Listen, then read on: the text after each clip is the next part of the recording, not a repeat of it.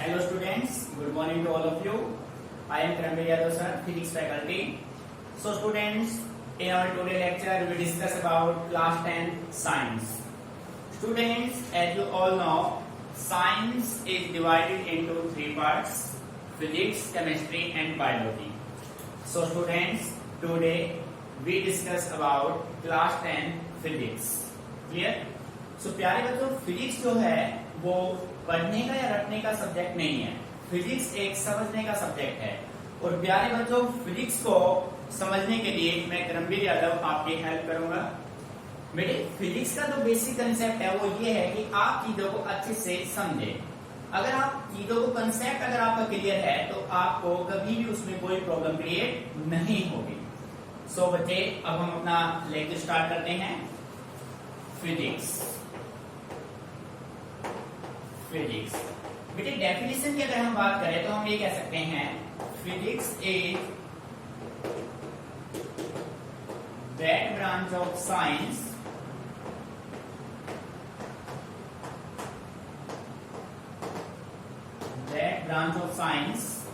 which deals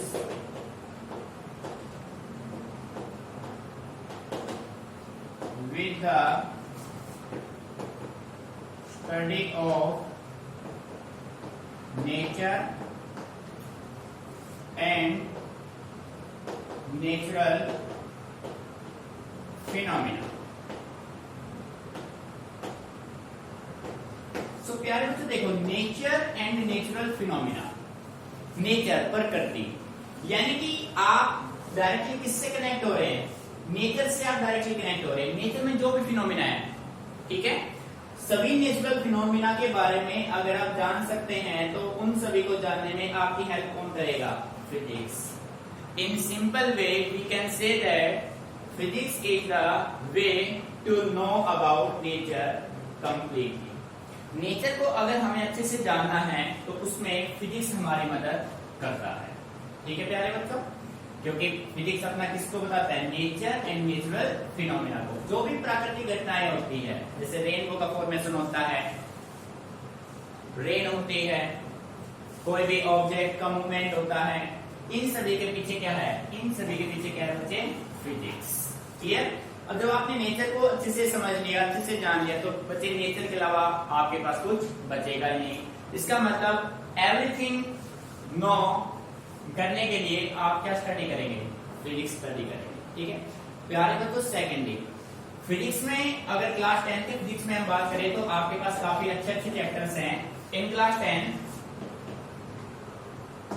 class 10 में physics में अपना जो फर्स्ट चैप्टर होगा वो आपका होगा इलेक्ट्रिसिटी। बेटे, सेकंड चैप्टर आपका होगा magnetic effect of current.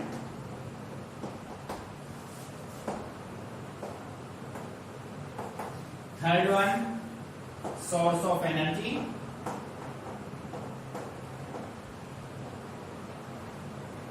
Fourth light. बेटे, लाइट चैप्टर जो है वो 2 पार्ट्स में डिवाइडेड है। एक पार्ट आपका बनेगा reflection of light,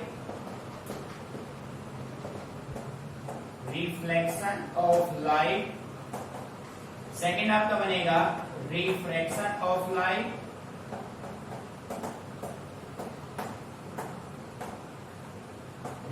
of light, fifth आपका होगा human eye and the colourful world. So प्यारे बच्चों, कितने अच्छे चैप्टर्स हैं आपके पास। देखो, आपके जो फर्स्ट सेकंड चैप्टर है ना बेटे, इलेक्ट्रिसिटी और मैग्नेटिक इफेक्ट ऑफ करंट, ये दोनों चैप्टर एक दूसरे से रिलेटेड है। अगर आप इलेक्ट्रिसिटी को अच्छे से समझ पाएंगे तो मैग्नेटिज्म अच्छे से क्लियर हो जाएगा। ठीक है, सिमिलर वे में लाइट चैप्टर जो है रिफ्लेक्शन दोनों चैप्टर आपस में कनेक्ट हैं। ठीक है, और human eye and the world, इसमें आप कंप्लीट बेसिक स्टडी करेंगे। सो प्यारे बच्चों, आप इन चैप्टर्स को 10th के पॉइंट ऑफ व्यू से मत देखिए, इन चैप्टर्स को आप 12th के पॉइंट ऑफ व्यू से भी देखिए, क्योंकि बच्चे ये आपका 10th में कंप्लीट आपका बेसिक है और ये सेम चैप्टर आपको 12th फिजिक्स में भी मिलने वाले हैं, यानी कि वहां पे ये एलोबरेट हो जाएंगे। क्लियर?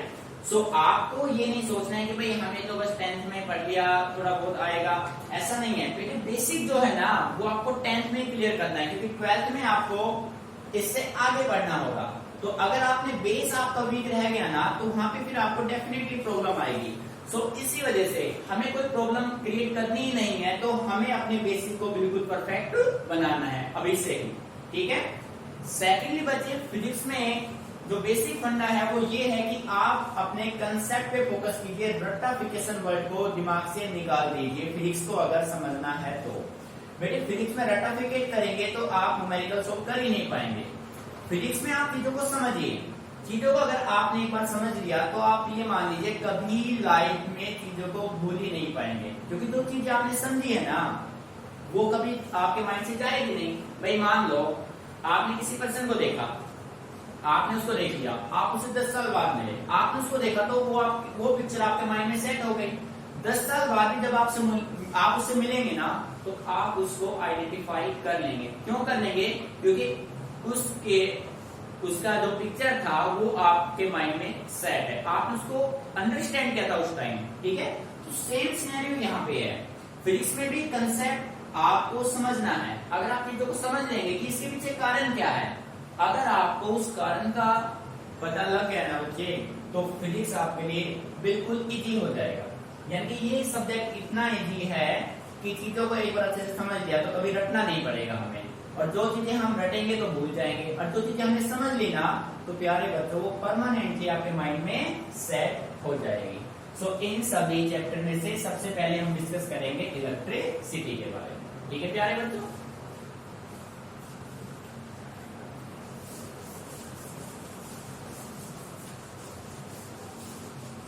तो प्यारे बच्चों आज का अपना लेक्चर स्टार्ट करते हैं चैप्टर 12 ऑफ एनसीईआरटी। चैप्टर 12 इसका नाम क्या है भाई? Current electricity.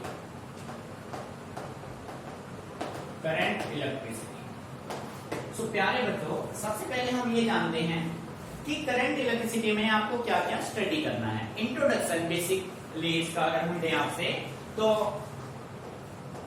करंट इलेक्ट्रिसिटी को हमने 4 पार्ट में डिवाइड किया हुआ है। फर्स्ट आपका होगा इलेक्ट्रिक करंट, सेकंड आपका होगा इलेक्ट्रिक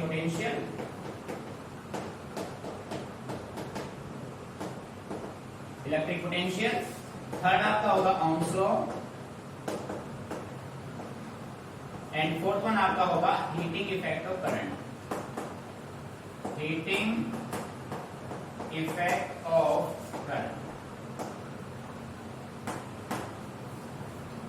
सो प्यारे बच्चों ये कंप्लीट इलेक्ट्रिसिटी आपका 4 पार्ट्स में डिवाइड है। ठीक है?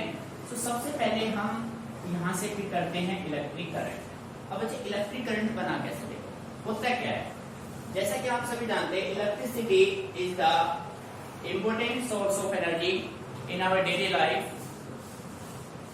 इन ट्रांसपोर्ट, होम्स, ठीक है, इंडस्ट्री। बेटे होम्स में कैसे आपको जो भी फैन ऑपरेट कर रहे हैं, लाइट ग्लो कर रहा है, इन सब के पीछे क्या है? इलेक्ट्रिसिटी है भाई। ठीक है?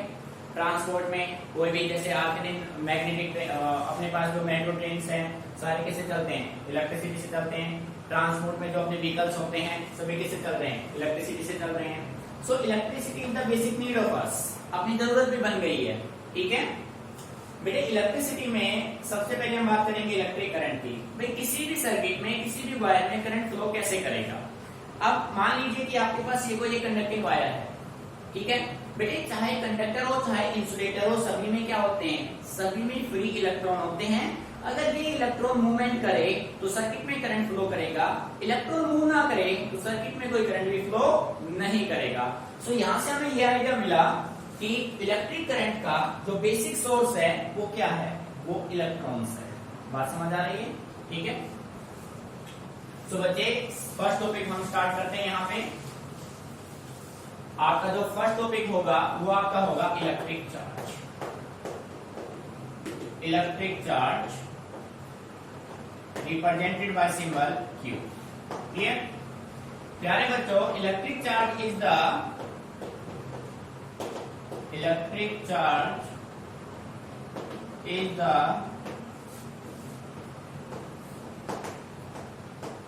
additional property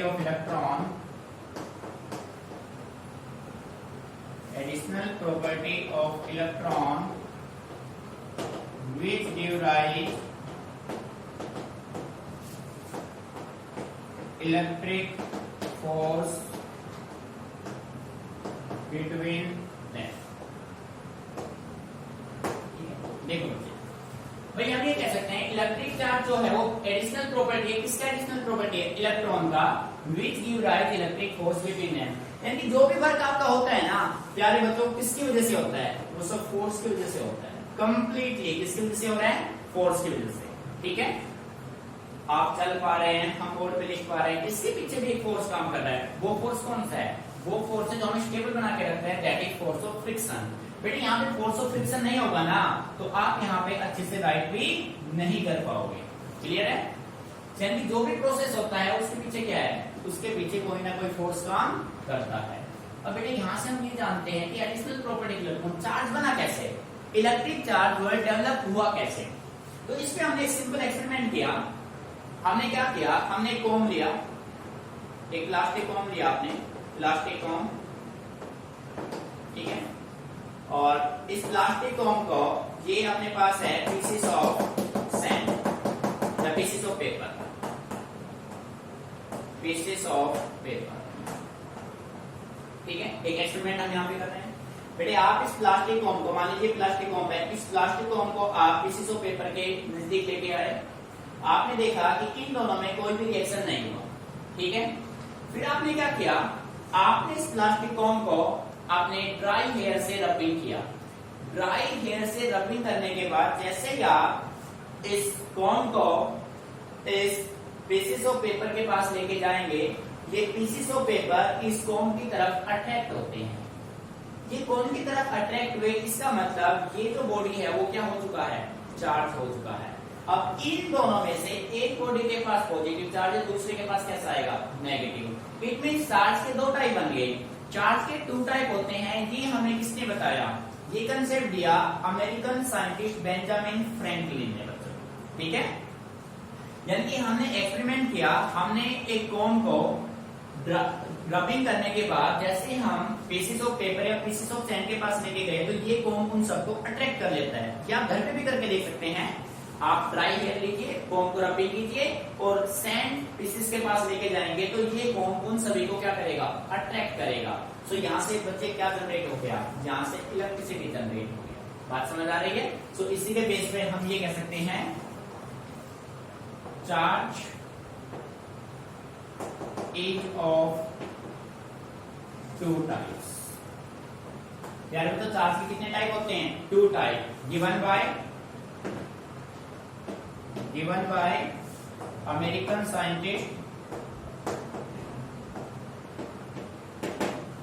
scientist Benjamin Franklin. ठीक है तो मेन ये है भाई, ये साइंटिस्ट है। ठीक है, अमेरिकन साइंटिस्ट बेंजामिन फ्रैंकलिन ने 2 टाइप आपको बताए। ठीक है, कौन कौन से? ये आपका हो गया इलेक्ट्रिक चार्ज। बेटे एक टाइप बना पॉजिटिव चार्ज, पॉजिटिव, और सेकंड क्या बना? नेगेटिव। इनके सिंबल्स क्या बात करें तो ये हो गया पॉजिटिव का सिंबल और ये किसका सिंबल हो गया भाई? नेगेटिव का। चार्ज के कितने टाइप होते हैं? 2 टाइप। किसने बताया? American scientist Benjamin Franklin. Right, 1 is positive, second will be negative. Clear? So प्यारे बच्चों अब हम बात करते हैं। सो सबसे पहले आप इसको कॉपी कर दीजिए।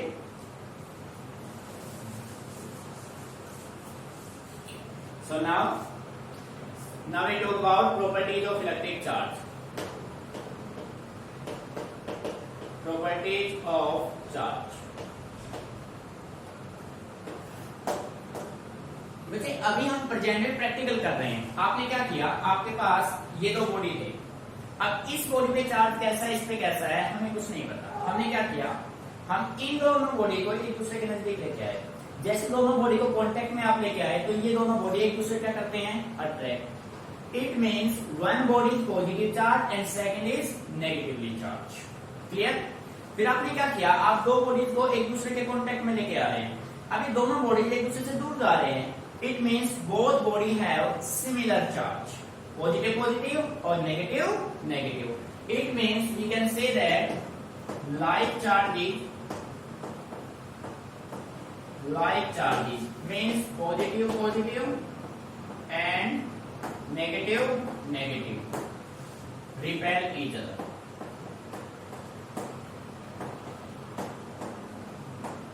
Repel each other.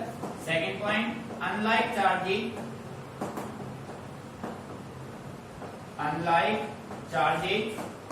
positive negative and negative positive attract each other.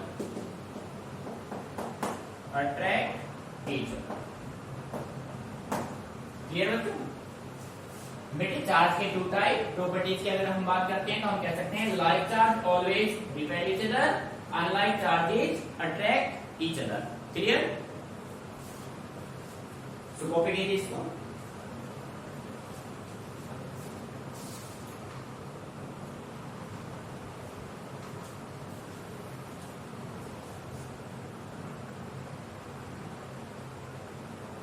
प्यारे बच्चों, थर्ड प्रॉपर्टी आपका होगा, आप कह सकते हैं चार्ज इज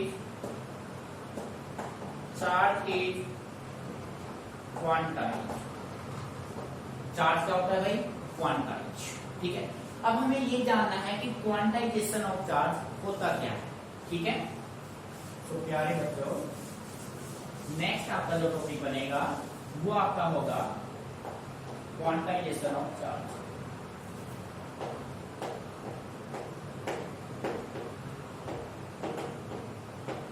क्वांटाइजेशन ऑफ, देखो भाई, क्वांटाइजेशन ऑफ चार्ज की अगर हम बात करें तो हम ये कह सकते हैं the magnitude of electric charge, the magnitude of electric charge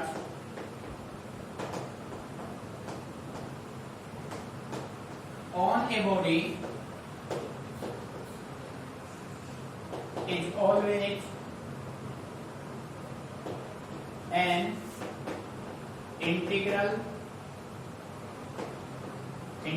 multiple of electronic charge। देखो क्या मुझे डेफिनेशन क्या कह रहा है, तो मैग्नीट्यूड होगा इलेक्ट्रिक चार्ज का, वो on a body is always an integral multiple होगा किसका? इलेक्ट्रॉनिक चार्ज का। बेटे ये कंसेप्ट मोस्ट इंपोर्टेंट कंसेप्ट है और इससे न्यूमेरिकल्स भी बनता है आपका, और डेफिनेटली एग्जाम में आया हुआ न्यूमेरिकल भी है। ठीक है, सो मैथमेटिकली आप कह सकते हैं Q is equal to plus minus n e. ये आपका बेसिक फॉर्मूला बनेगा। इस फॉर्मूले में आपके पास जो बेटे Q है, Q किसको रिप्रेजेंट कर रहा है? इलेक्ट्रिक चार्ज को। Electric charge and number of free electron a electronic charge. और बेटे जो E है ना, इसकी वैल्यू फिक्स है। E की वैल्यू होती है 1.6 into 10 to power minus 19 coulomb. ठीक है, बात समझ आ रही है? Q is equal to plus minus n e. अब यहाँ पे देखो जो E है ना, वो आपके पास परमानेंटली नॉन है 1.6 into 10 to power minus 19 coulomb. अब प्यारे बच्चों, आपको जो न्यूमेरिकल हो मिलेगा, उस न्यूमेरिकल में अगर चार्ज की वैल्यू गिवन है तो आप number of free electron find out कर सकते हैं। नंबर ऑफ फ्री इलेक्ट्रॉन आपको गिवन है तो आप उसका चार्ज फाइंड आउट कर सकते हैं। नहीं समझ में आ रहा है? और E आपके पास परमानेंटली नॉन है। Meaning clear? सो अब इसी पे न्यूमेरिकल अप्लाई करते हैं। देखो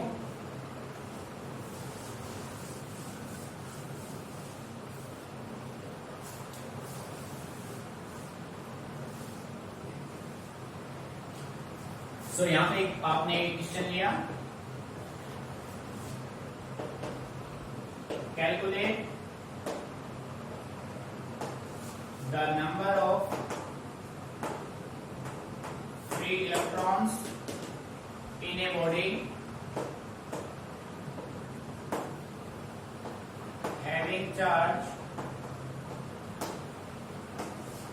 1 कूलम। प्यारे बच्चों, क्वेश्चन की लैंग्वेज को आप अच्छे से समझिए। क्वेश्चन आपसे कह रहा है कि आपके पास ये कोई एक बॉडी है, ठीक है। इस बॉडी का जो चार्ज है वो कितना है? इस बॉडी का चार्ज 1 कूलम है। Coulomb is the SI unit of charge. इसके बारे में भी डिस्कस करेंगे हम। आपके पास ये कोई एक बॉडी है, इस बॉडी का चार्ज आपको कितना गिवन है? 1 कूलम। अब आपसे ये पूछा जा रहा है कि इस बॉडी में नंबर ऑफ फ्री इलेक्ट्रॉन कितने हैं? How many number of free electron inside this body? Charge आपको गिवन है। अब देखो, क्वांटाइजेशन आप यूज कर सकते हैं।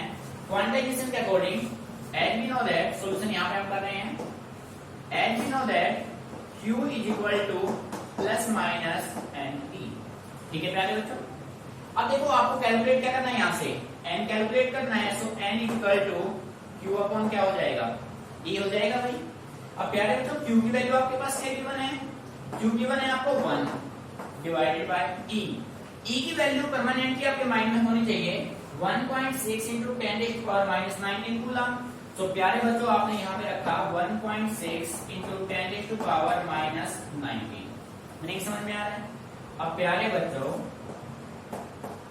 1.6 को आपने सोल्व किया तो यहाँ पे आपने क्या कर दिया? 10/16 इंटू, बच्चों यहाँ पे जो पावर 10⁻⁻19 है, ये अपर जाके माइनस से क्या हो जाएगा? प्लस। तो आपने इसको रखा 10⁻, प्लस का क्या बन गया? 19। अब आप ये देखिए, ये 10/16 यानी कि 10 लेस है किससे? 16 से। तो हम क्या करते हैं, 19 का एक और यहाँ ट्रांसफर कर देते हैं। यहाँ पे आपने रखा, बना दिया 100/16 इंटू 10⁻18। यही होगा। जब आप इसको सोल्व करेंगे ना, तो आप पाएंगे 6.25 इंटू 10⁻18। और प्यारे बच्चों, नंबर का कोई यूनिट नहीं होता है। इट मीन्स आपके पास ये जो बॉडी है, इस बॉडी का चार्ज अगर 1 कूलम है, तो इस बॉडी में कितने इलेक्ट्रॉन कैरी होंगे? 6.25 इंटू 10⁻18। मीनिंग समझ में आ रहा है? ठीक है, अच्छे से इसको नोट कीजिए। अगर आपको कोई भी प्रॉब्लम आती है तो आप मैसेज कीजिए या कांटेक्ट कीजिए, क्लियर बच्चों, या कमेंट कर दीजिए यूट्यूब पे।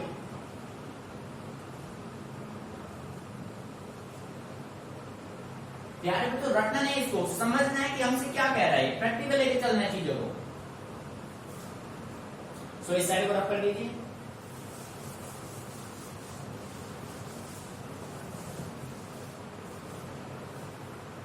अब देखो बच्चों, इसी क्वेश्चन को हम रिवर्स करके चलते हैं, ठीक है। इसी को आपने मॉडिफाई किया, calculate the charge on a body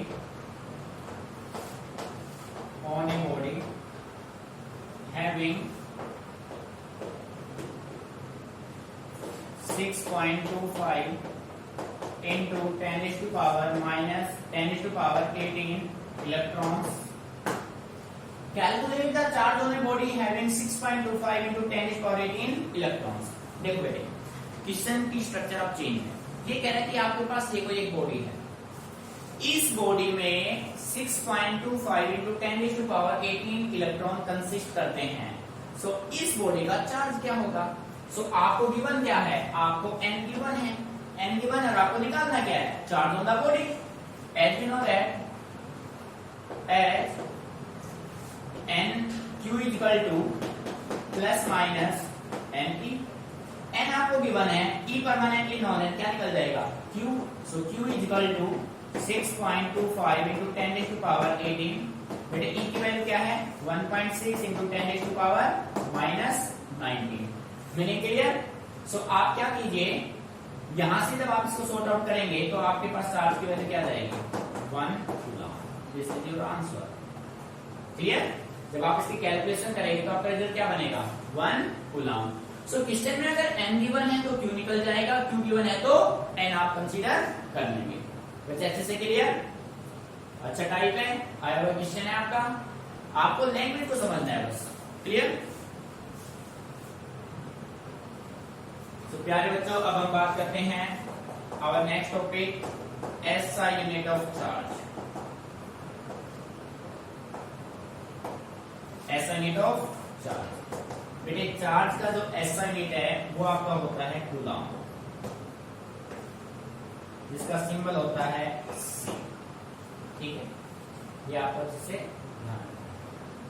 प्यारे बच्चों सेकेंडली आपको ये ध्यान रखना है, आपको जो भी काम कराया जाए चाहे किसी भी सब्जेक्ट का हो, आपको डेली का काम आपका डेली करना है। एक पर्टिकुलर टाइम टेबल आपके पास सेट हो और आपका पूरा फोकस आपकी स्टडी पे हो, क्योंकि प्यारे बच्चों यही वो टाइम है जिसमें आप चीजों को अच्छे से लर्न कर पाएंगे। और अभी आपके पास कंप्लीटली टाइम है, आप अपने बेस को अगर परफेक्ट बना लेंगे ना, तो प्यारे बच्चों में गारंटी के साथ कह रहा हूं आपको लाइफ में कभी भी किसी भी प्रॉब्लम का फेस नहीं करना पड़ेगा। ठीक है, सो अभी आपको आज जो भी काम हमने कराया है सभी इसको आप फेयर में करेंगे, उसके बाद आप इसको मिनिमम 2 टाइम्स रफ नोट में प्रैक्टिस करेंगे और चीजों को समझेंगे। फिर भी आपको किसी भी टॉपिक में कोई भी प्रॉब्लम आती है तो आप मैसेज कीजिए, कमेंट कीजिए, कॉन्टेक्ट भी कर सकते हैं। ठीक है, सो अब इसको कॉपी कर लीजिए।